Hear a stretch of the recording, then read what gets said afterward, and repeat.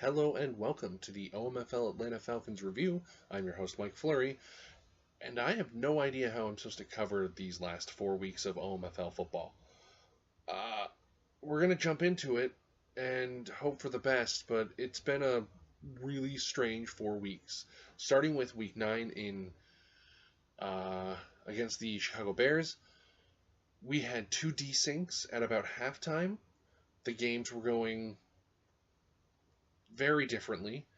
The first time we played, or at least attempted to play, Landon Denny, subbing in for an injured Caleb Williams, was playing as you would expect a 68 overall quarterback to play.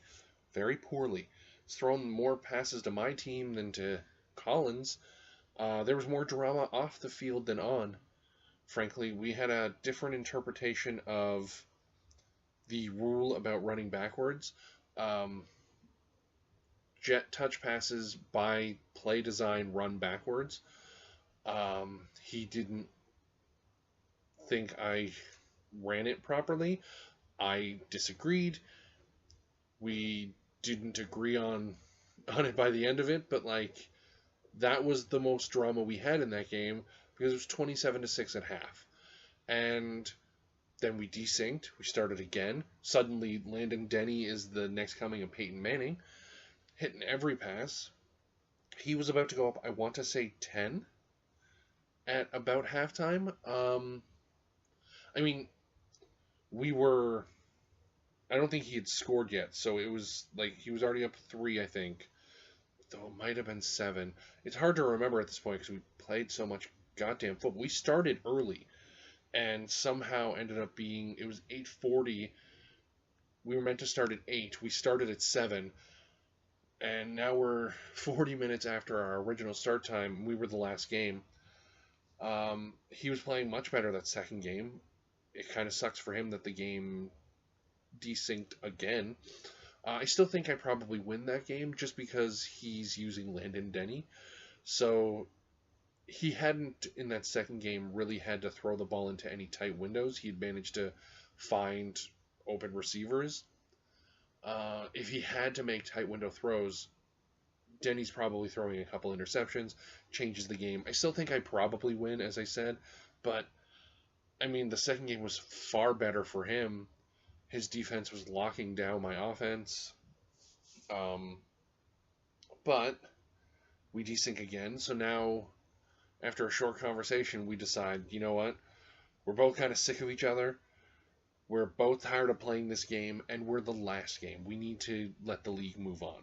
So we let the league advance. I won in Sim. So all of these stats, I could recite them to you, but none of them matter because they're not anything that we did. In our first game was pretty good for me, and I had a couple interceptions by Jesse Bates, and I was playing pretty good with my offense. Lost those stats. These stats are fine, but I didn't earn any of them. They didn't do anything. So, you'll probably see the game highlights. I made a highlight video for the first game. Just because the sim made me win. Had I lost the game, I probably don't do a highlight video, but that's just kind of where the game, it went off the rails so quickly that both times before halftime, it was just, there's not really much you can say about it. Final score 31-21 Falcons, I guess, but none of that was earned by either one of us. It was just a random sim. The next game, the Rams, if I understand correctly, was in a car accident. So I played a CPU, So now it's a CPU game. None of those stats matter, really. I just found ways to get the ball to the only receiver that could get open, to the tune of 325 yards and 3 touchdowns for Brian Thomas Jr. I lost this game mostly because all Madden cheats. We all know this. All Madden cheats in to try to make the game as difficult as possible. So it will do things like if you're driving and you're in their side of the field and you get sacked, it'll be a strip sack. I had 2 of those. I had a fumble on a scramble. Every time they had a third down, he would perfect pass by Tua, or he would scramble, or whatever. At the end of it, and this is the one thing I'll say, this is a Madden problem, and I lost the game because I missed a field goal late. They got the ball at like the 45 or whatever, something like that, and then made like a quick play, kick the game winner. I considered disconnecting it, but like, why? It's a CPU game. I'm not really trying to win this year. I'm staying competitive in the division, but like, it's not my goal. I'm trying to build the team and look towards next cycle, assuming I get brought back. But I am sick of men telling you to go for field goals that you cannot make. I tested it after the game with perfectly favorable conditions. A 54-yard field goal is unmakeable by my kicker. So why in the hell is the game telling me to kick a field goal if I cannot make it? With no defense against me, perfect conditions, with perfect power, and all the other stuff, and the kick ended up about half a yard short. Why is the game telling me to kick that field goal if I don't have a chance in hell to make it? It's incredibly frustrating. I would have just punted, tried to pin them deep, or maybe I go for it on 4th down because it's the CPU. I mean, granted, I'd probably get in trouble for it, but would anybody even watch a CPU game? Like, that's a bad mentality to take, but you get my point. Like, I would have played it differently if I would have known there was no chance to make a field goal that the game was telling me I should kick. At the end of it, we lose. It is what it is. But it's frustrating to lose a game like that, especially against the CPU. I hate that we have to play the CPU, but I understand why you don't want to just gift wins. And it probably should have just let it go to sim, but I'm concerned with like making sure that I get as many of my games played so that I can get gold tier for next cycle. So unfortunately, I ended up playing this game. Played okay. Penix Jr., 382 yards, 3 touchdowns, but at the end of it, you know, game losing missed field goal, basically. And there's not much you can do about that. Then I had my bye week. Then we go into the Saints. And again, this is definitely one of those games where Madden just interferes in what could have been a pretty good game. I win this game like 31-10, I think. He throws 5 interceptions. Listen, now Nate will be the first one to tell you that he will throw passes that he shouldn't throw because he locks in on a receiver. And that happened a couple times in this game. I think maybe 2 times he's staring at man coverage. He's seeing my defender stride for stride with his receiver, and he throws the ball anyways. Of course that's going to get picked. I had a same play earlier in the game. Granted, I threw the ball slightly behind my receiver, trying to get it into a window. It was stupid. Either way, if you watch those interceptions, he'd be like, maybe I shouldn't have thrown those. Those were man coverage, I believe, both of them.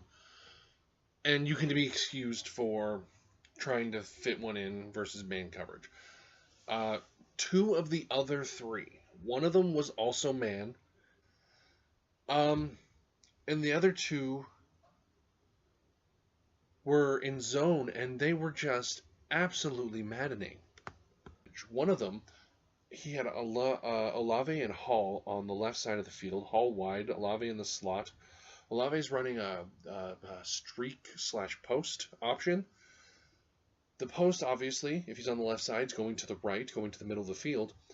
He throws the pass to Olave, and the ball ends up on the left side of the field, about 10 yards in the wrong direction, right to the DB, Jesse Bates, who's covering Hall. Like, Bates basically stops and just catches the pass. Like, it was so bad that I am complaining about interceptions my team intercepted in a game that I won by 21 points.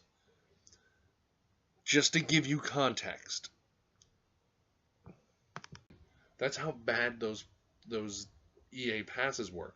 It's not his fault. There was another pass that he threw the ball in the middle of the field, and it just soared to the right. I think some dude named Yusef Crocker, who I've never heard of, gets the interception on. Actually, that one was man coverage too. That was dime man coverage. But his receiver had gotten just a little bit open, but the pass was 5 yards too far for him and right to my safety. And you're watching these plays, and I'm on the side getting these interceptions, and even I'm like, bro, like, come on, man. Like, it's unfortunate. Like, I feel bad for Nate having to play this game. It's Valentine's Day. He had to, like, negotiate with his wife to get an hour and 10 minutes away to play this game, and this is the game that EA gives him. It's not my fault. It's not his fault. But this game was unenjoyable for both of us. I think I've enjoyed maybe 2 games this cycle. Or not cycle, sorry, this season on All Men. And this was not one of them. And I feel bad for him. I got an easy win.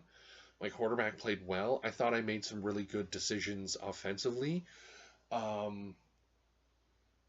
thought I played a really good game offensively. 3 passing touchdowns. Brian Thomas Jr. had 2. Pitts had 1. I thought I played well offensively, but defensively, I didn't play that well. Like, not 5 interceptions, 10 points well. I feel bad that this is the game he had to play. I've gone back since then. It's like 5 in the morning right now. I've gone and watched his stream, and if you've ever watched Nate, or if you've watched him long enough at least, you'll know when he's basically done with a game, and he's just like, get me out of here.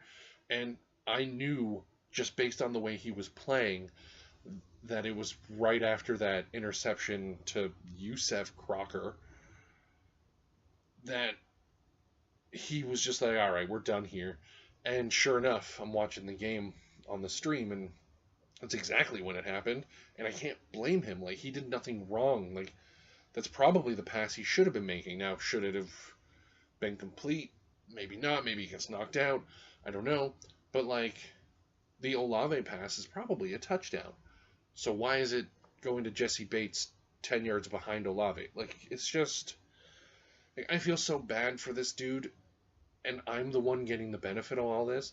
I will say, the only thing I will say is that at one point, I made it a very important part of my game plan today to run a lot of man coverage. Like, a lot of man coverage, because I know how much Nate is focused on how other teams use zone and when and how often. And so I was like, screw it, I'm going to just try to run a lot of man.